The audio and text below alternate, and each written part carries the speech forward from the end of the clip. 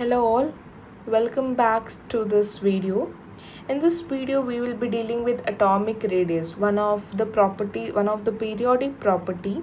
There are three more periodic property. Those are ionization enthalpy, electron affinity and electronegativity. Today we will be dealing with the first periodic property, that is atomic radius. In this video, we shall cover the definition of atomic radius, the three types of atomic radius. Those are covalent, metallic and van der Waals. The trends, that is along the period, how does atomic radius vary, whether it increases or decreases, and down the group how the variation happens and how the trend goes, the general trend. In the general trend, there are few variations that we will be discussing in detail further. So let's begin with the definition. The average distance, here the definition goes in this way: average distance between the nucleus and outermost valence electron. You did not understand. Let's see how it is. This is the nucleus of a particular atom. Okay, we all know it has shell. This is first shell, this is second shell, this is third shell, so on and so forth. Each shell has electrons. Has electrons. Let's imagine this has last outermost shell, or it is called as valence shell. The electron present in valence shell are called as valence electron. So definition of atomic radius is that distance between the nucleus and outermost valence electron. This is called as atomic radius.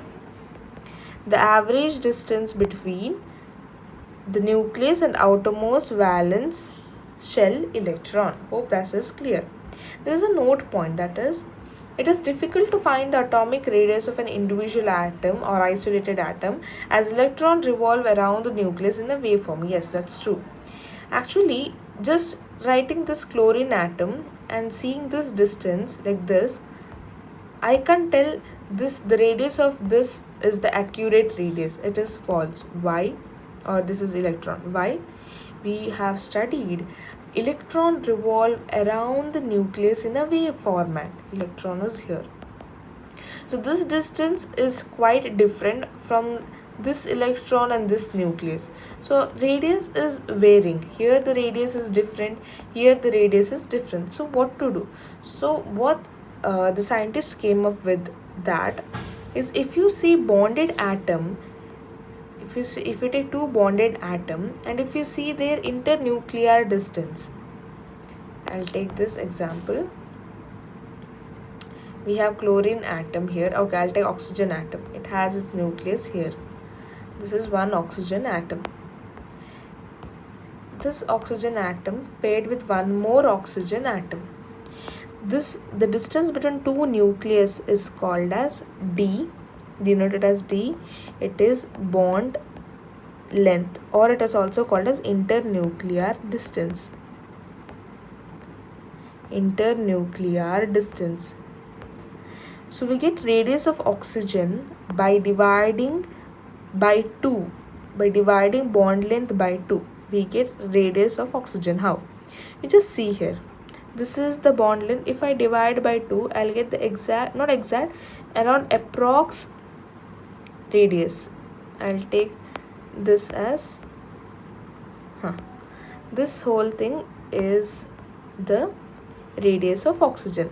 So from this we can get the approx radius of oxygen, and not by this method.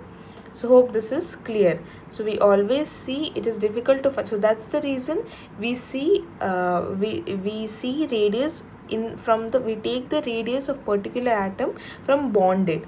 So through bonding we have different kinds of bond. We have metallic bond, covalent bond and van der Waals bond.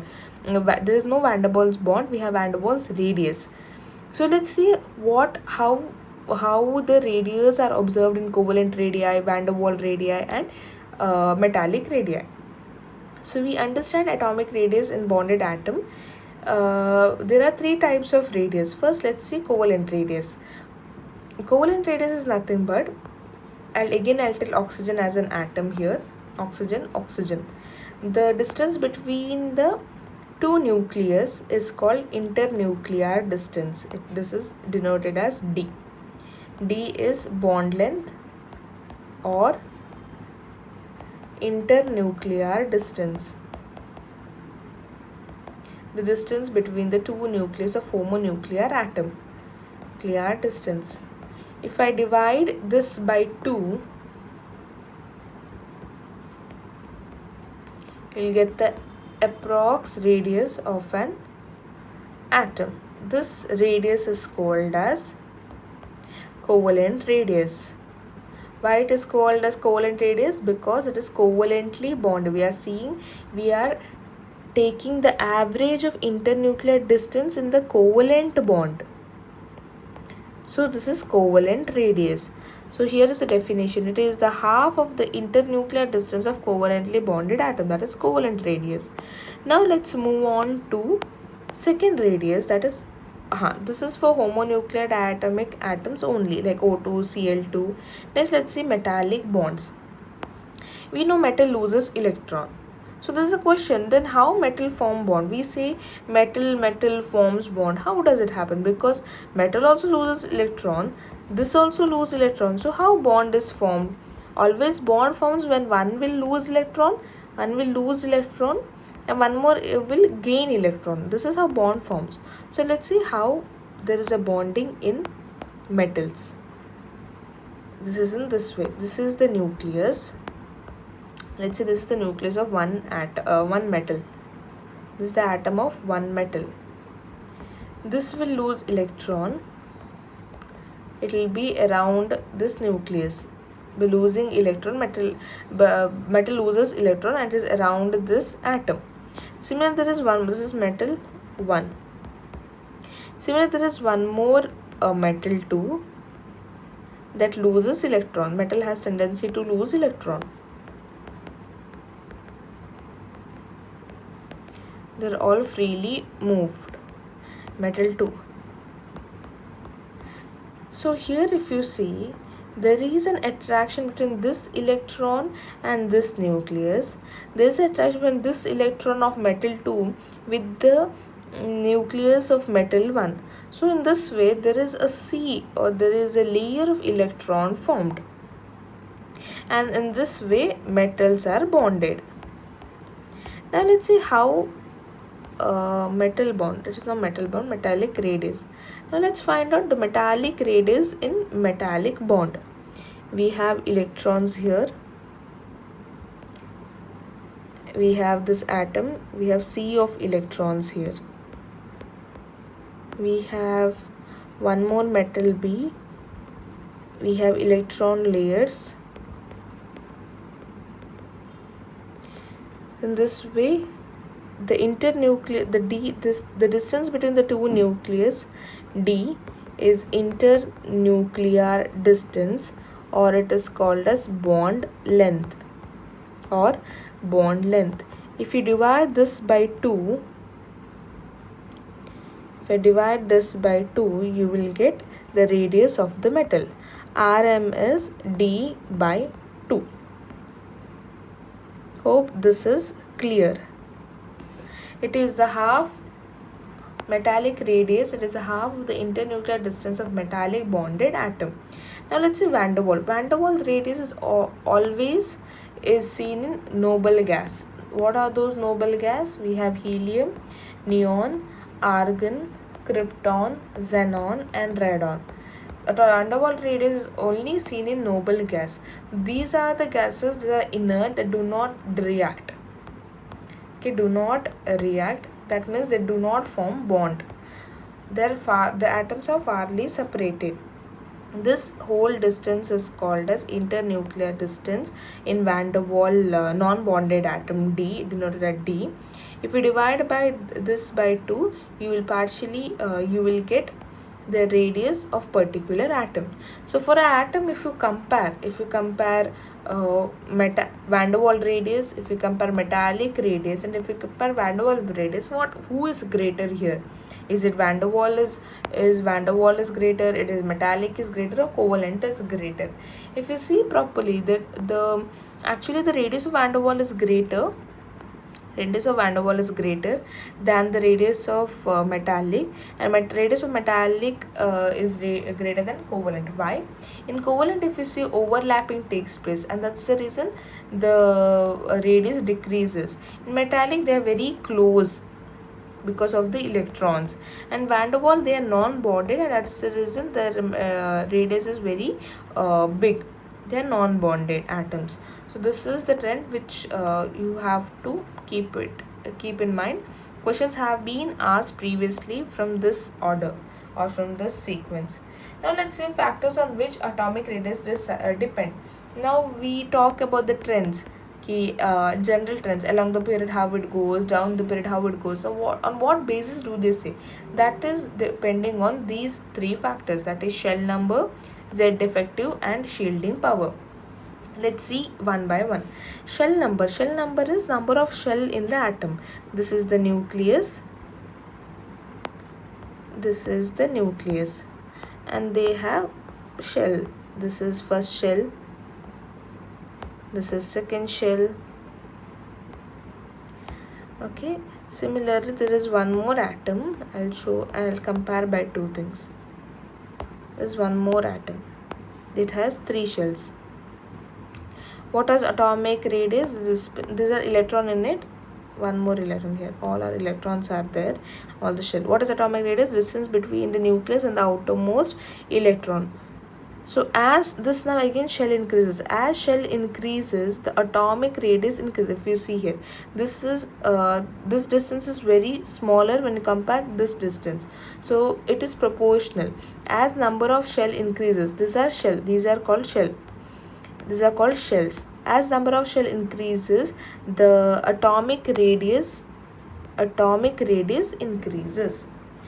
So next, effective nuclear charge, or it is also called as Z, denoted as Z effective. Effective nuclear charge, the name itself suggests the effect of nuclear, or the force of attraction of the nucleus to the outermost electron is called effective nuclear charge, or the net force of attraction of nucleus on outermost electron. Now how does this work? I'll take two nucleus here. This is first one.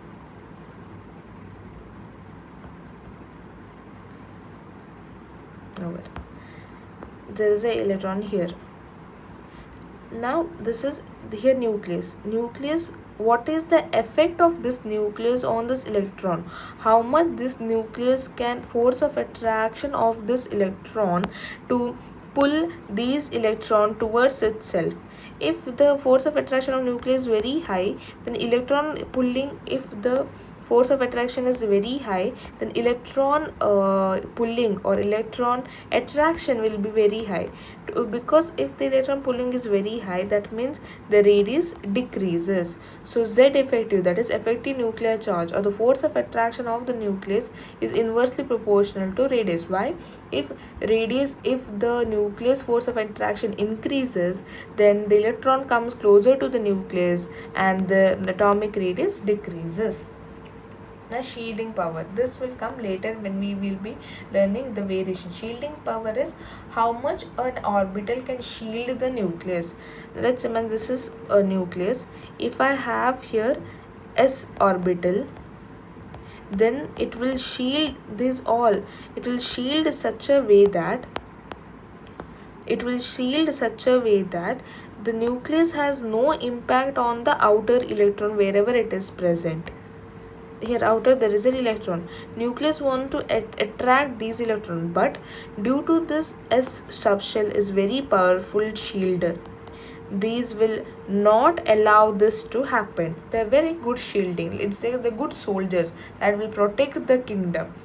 That they protect the kingdom. Whereas there is, if there are P and D, if there are D subshell, then deep subshell are very good, they are very bad shielder. They will be like, nucleus, you take this electron, I don't care. They are very poor shielder, they are very poor soldiers. They don't shield, they don't protect the kingdom very well. So S is the good shielding effect it has. It shields well the electron, such that they do not so that the nucleus has no impact on the outermost electron. These two are very bad shielder. So that's the reason, if D is very bad shielder, then the nucleus is easily dominancy over these electron, and that's the reason the atomic radius decreases if D and F all electrons are present in the particular electronic configuration. Now let's see trends. Trends in the sense, how does atomic radius vary? Atomic radius, if you see from left to right, the atomic radius along the period decreases. Why it decreases? Because atomic number increases. Atomic number is nothing but number of proton. Number of proton, this is nothing but number of protons are present in nucleus is force of attraction. Force of attraction is Z effective. As force of attraction, that is as proton increases, force of attraction of the nucleus to the electron, this is the nucleus, force of attraction towards the outermost electron increases, and that's the reason atomic radius decreases. So along the period, Z effective increases and atomic radius decreases. Down the group, what happens? And here electrons, second period, or let's say the electrons filling to the same shell, so there's no impact of the same shell. Say the electrons are, just imagine, I'll take an example here, lithium, beryllium, I'll take an example like this, or else I'll take boron and carbon. Okay, filling of 2p1 2p2, same shell, it is p shell. Now here what happens, if one electron is there, let's total it has how many electron? Hydrogen, helium, lithium, beryllium, boron, 5 electrons it has. If it has 5 electrons, that means it will have 5 protons too. So here proton will attract these 5 electrons. Now here what happens, similarly in 2p2 the electrons increase, 6 electron. There are 6 protons are present in the same electron. This is happening, 6 protons are present. So the Z power, the effective power increases. Z has more, the nucleus has more proton, nucleus has more effect to attract these 6 electron. So what happens, the radius decreases if we compare with beryllium. So along the period, Z effective increases, radius decreases. What happens to down the group? Down the group, shell number increases. If I have one shell here, down the group I'll have 2 shells, second shell. So radius automatically increases. As shell increases, atomic radius also increases. Okay, down the group, what happens? Shell increases, atomic radius increases. Along the period, same shell, electron filling. So that's the reason there is no shell topic in along the period. As Z effective, number of proton or force of attraction of the nucleus increases, radius decreases. Now let's see what are the variations than the regular trend. We say along the period, down the group, that means along the radius increases. That means if you see group 1, hydrogen, lithium, sodium, potassium, rubidium, cesium. Cesium has the highest atomic size along the first group element. So down the period, down the group, the radius increases as shell number increases. So along the period, same way it goes. So now let's see what are the variation that we see, what are the changes that we see. First one is first period. First period we have hydrogen and helium. What we tell, that is along the period, as Z effective increases, R decreases. So if you see, hydrogen will have higher radius than helium, but this is wrong. Why? We have studied helium as van der Waals radius. Why? Helium is a noble gas. So among all the radius, van der Waals will be having highest radius. So the trend will be helium has higher atomic radius than hydrogen. This is in the first period. Next, let's see in second period. Second period also, what are the second period element? helium. Second period we have lithium, beryllium, boron, carbon, nitrogen, oxygen, fluorine, and neon. We tell along the period Z effective increases, the series radius decreases. So this will be the trend. Till here it is correct, but this is wrong. Why? Neon, again, neon is an inert gas. Inert gas has van der Waals radius, and van der Waals radius is highest among all the other radius. So neon will come here. First is neon, next lithium, beryllium, boron, carbon, nitrogen, oxygen, and fluorine. This is how the trend goes. And the same thing goes for third period. Third period we have sodium, magnesium, aluminium, silicon, phosphorus, sulfur, chlorine, and argon. We tell this is the trend. Along the period Z effective increases, atomic radius decreases. But again, argon is a noble gas configuration, so it has van der Waals radius. So argon comes this way. This is not the right one. Okay. Fourth period we have D block.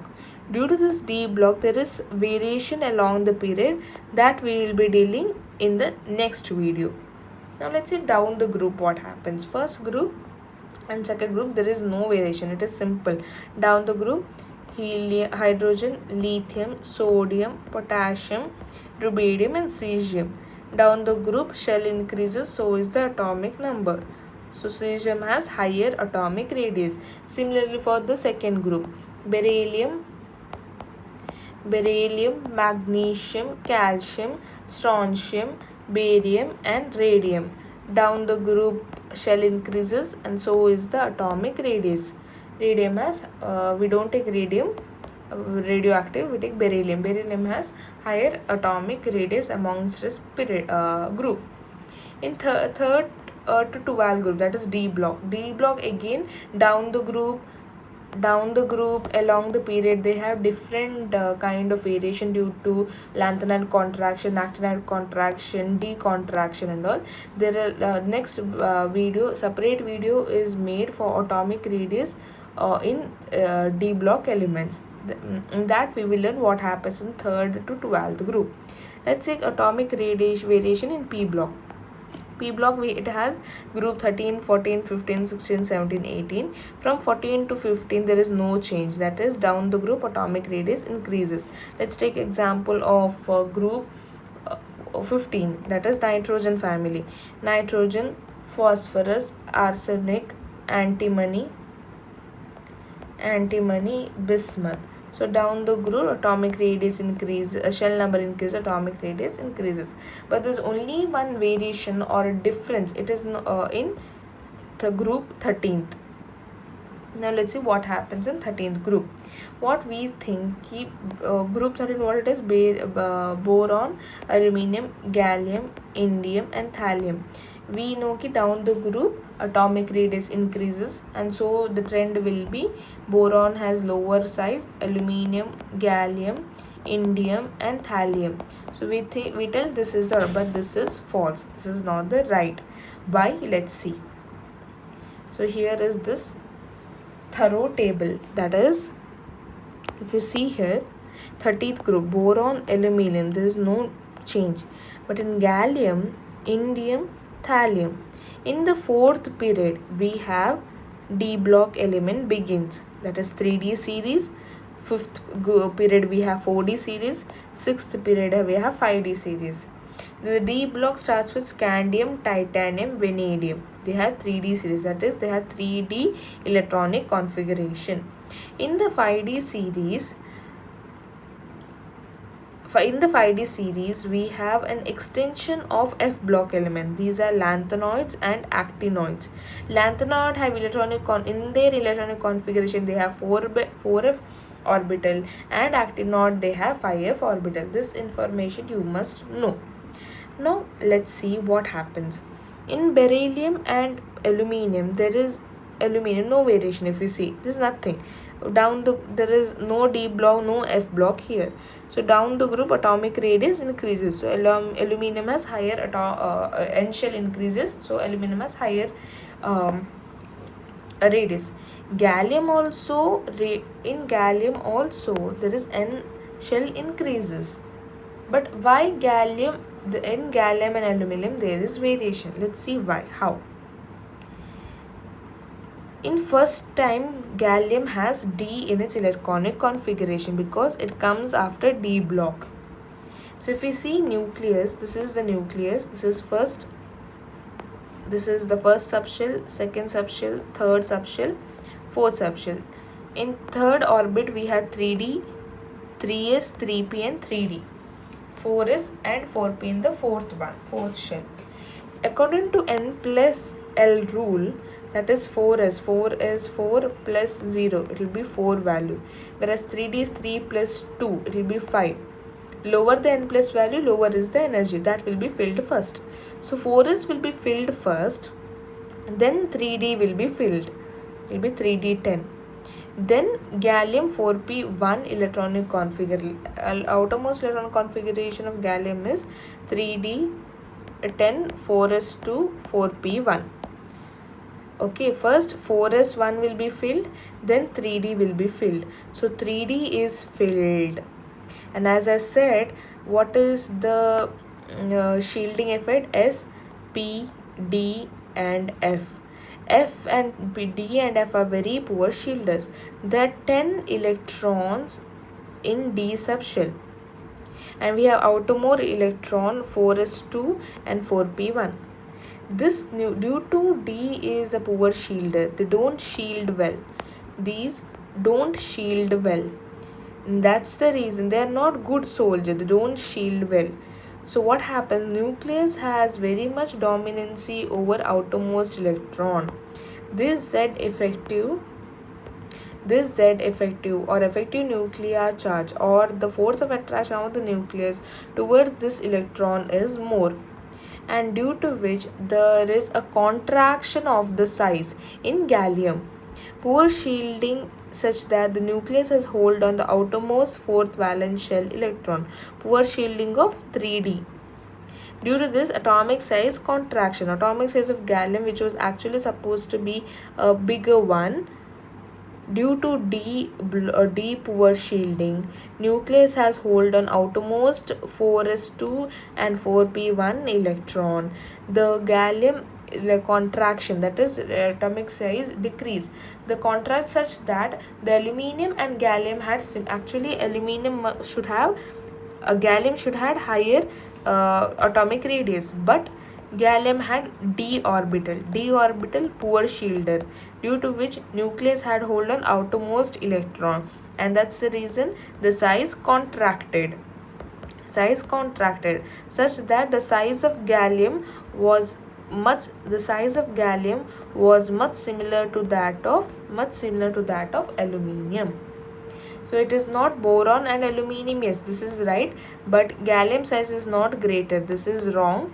It is equal, similar or equal to aluminium.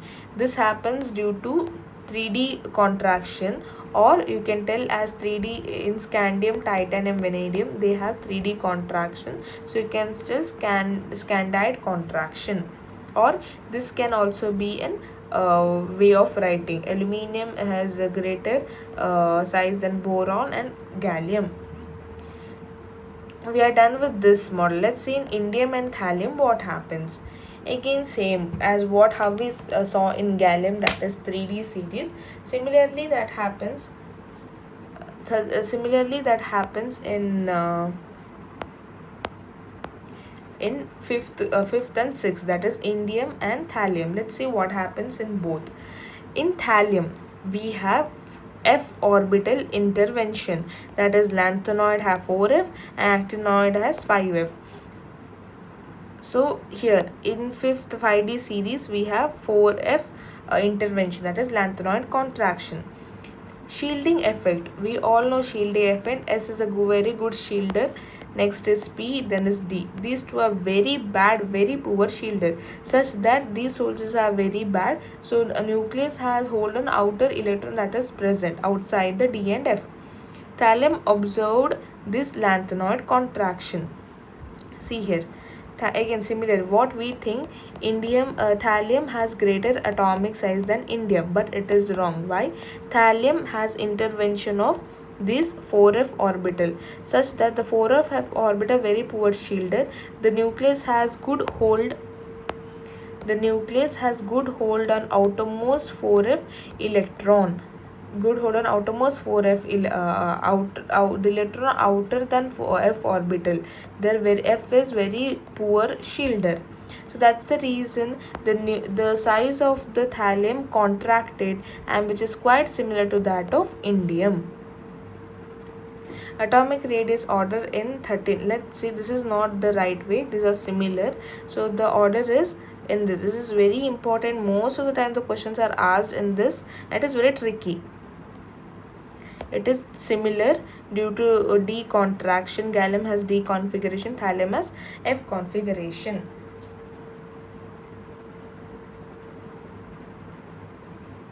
Okay, next we have is due to poor shielding of 3d electron, effective nuclear charge, that is Z effective, increases. We knew this. Poor shielding, they do not shield well, so electrons are easily available. Outermost electrons, outermost, let's imagine this is nucleus. Here we have 3d, here we have some electrons. Due to this poor shielders, this nucleus has good hold on outermost electron. Increases. This is called contraction in the size, which is known as decontraction. In 13th group, size of aluminum and gallium is nearly same. In data wise we tell aluminum has greater size than gallium. Similarly, lanthanoid contraction due to very poor shielding in 4f electron, effective nuclear charge increases. This is called contraction in the size of the this is called lanthanoid contraction. This is of the same. In 13th group, size of indium and thallium is nearly same due to lanthanoid contraction, but according to data, it is different. Which of the following has largest size? Okay, this is one of the. Let's solve a few questions. 3 to 4 questions. These all are in the same. These are all in the same period. Okay, that is second period. We have nitrogen. First we have carbon, nitrogen, oxygen, and neon. Neon obviously van der Waals, they have a higher radius, van der Waals radius. So answer is D. Which of the following has largest size? Okay, they are we have nitrogen here in group 15, oxygen is group 16. Below nitrogen we have phosphorus and sulfur. So obviously nitrogen, oxygen can't be an option, because down the group atomic radius, atomic size increases. It can be phosphorus or sulfur. Among phosphorus also these are in the same period. So along the period atomic radius decreases. So the atom that has higher size is phosphorus. Answer is C. Now let's see NEET 2018 paper. The increasing order of atomic radius in the following. Okay, which has again see, this is from group 13th. Let's see here. Aluminium and no, this is not the right option. I have said either it has to be similar or it has to be aluminum must have greater size than gallium. This can't be an option. This also, no, this is not the right option. The right option is this one. Answer is B. Let's see JMN's 2025 question. I think, yeah, this is the last question. Choose the incorrect trend in the atomic radius. Okay, incorrect trend they have said. Rubidium and cesium, they are in the same group. That is first group. Rubidium and cesium, down the group atomic radius increase. This is right option. Astatine and cesium, these are both are in the cesium is here. Astatine, these are present in group 17. The same period, and along the period atomic radius decreases. So cesium has higher atomic radius. This is also correct. Next, bromine and potassium. Potassium is in the group 1 and bromine in group 17. they are in the same period, so along the period radius decreases. Potassium has higher radius. This is also correct. The remaining is D option, but let's see whether it is right or wrong. Magnesium and aluminium, both are in the same period. Along the period radius decreases, so magnesium must have higher radius, but it's showing aluminium, so incorrect option is D. So hope you have all understood what is atomic radius, trends and variation. The few still more topic in atomic radius that we'll be doing in next chapter, next video. Thank you. If you have any queries, comment down below, and hope you all liked it. Thank you.